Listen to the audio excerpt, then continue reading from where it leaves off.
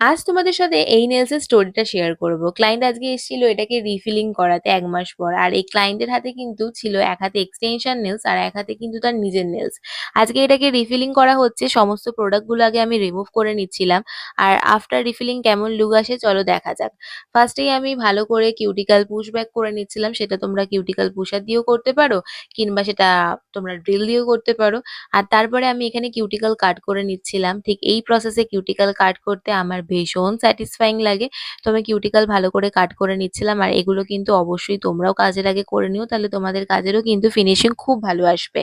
আর তারপরে আমি এখানে কিন্তু নেলের শেপ করে নেব, যেহেতু নেলটা অনেকটা গ্রো হয়ে গেছিল তাই শেপটা কিন্তু অনেকটাই বিগড়ে গেছিল, তো সেটাকে ঠিকঠাক করে নিয়েছিলাম। আর তারপরে আমি ডিহাইড্রেটর অ্যান্ড প্রাইমার অ্যাপ্লিকেশন করে নিয়েছিলাম। আর রাইট হ্যান্ডে ছিল যেহেতু এক্সটেনশন, তাই ওখানে আমি জেল অ্যাপ্লিকেশন করে জেল এক্সটেনশন করে দিয়েছিলাম। আর বাঁ হাতে আমি ডিপিং নেলস করে নিয়েছিলাম। আর সেটা হয়ে যাওয়ার পর ভালো করে কিন্তু আমি এখানে পুরো দেখে নিয়েছিলাম সেটটা ঠিকঠাক হয়েছে কিনা। তোমরা দেখতেই পাচ্ছ ফিনিশিংটা কতটাই সুন্দর এসেছিল।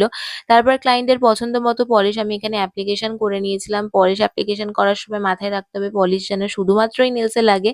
আর আফটার রেজাল্ট তোমরা দেখতেই পাচ্ছ কতটাই সুন্দর লাগছে। এখানেও কিন্তু ওয়ান হ্যান্ডে ক্যাটসাই ছিল। তোমরা অবশ্যই জানিও কেমন লাগছে। Thank you.